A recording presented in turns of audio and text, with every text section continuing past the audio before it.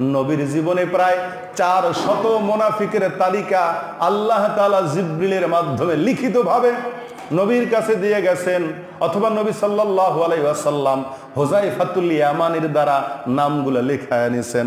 জিবরিল আমিন ওহী করেছে বাপদাদার নাম সহ, আর নবীজি বলছে হুযায়ফা লেখছে।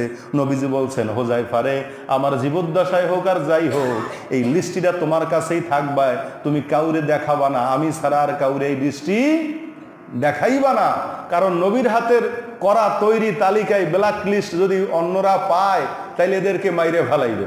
মোমেনরা যদি এত ক্ষতি করছে এই মুনাফিকরা, তো ওমর যদি লিস্টি শুদ্ধ তালিকা শুদ্ধ পায়, একটার জেতা রাখবে? কথা কন না কেন?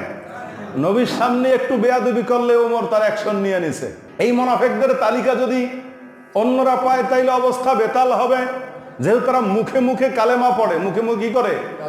কালেমা পড়ে, নামাজও পড়ে, নবীর সঙ্গে জামাতে হাজির হয়।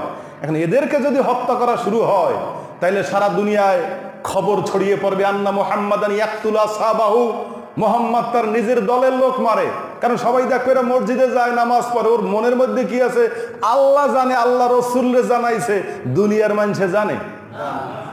তাই মুনাফিকদেরকে কল্লা না কাটার নবীর হিকমত ছিল এই, যেহেতু তারা মুখে ইমানদার, মুখে বলে হ্যাঁ আমরা ঈমান এনেছি, ক্বালু আমান্না, কিন্তু আল্লাহ বলছেন ওয়ামা হুম বিমুমিনিন, তারা মুমিন নয়। এখন এই মুমিনদের মুখে মুখে মুমিন আনার ইমানের দাবিদার মানুষগুলোরে যদি হত্যা করা শুরু হয়, সারা দুনিয়ায় খবর ছড়াইবে না ছড়াইবে না? তখন মানুষ বলবে যে মুহাম্মদ তার নিজের মুমিনদেরকে হত্যা করে। এই আতঙ্কে দূর থেকে হাজারো মানুষ যারা ঈমান গ্রহণের জন্য নবীর কাছে আসতে চাইছিল, তারা ভয়ে নবীর কাছে আসবে না। তখন এই কালেমা পড়ে মানুষকে নতুন করে মুসলমান বানানো যাবে না। সেই জন্য নবীজি মুসলমান দাবিদার যারা মুখে কালেমা পড়ে, কোনো মুনাফিকের কল্লা নবী কাটে নাই।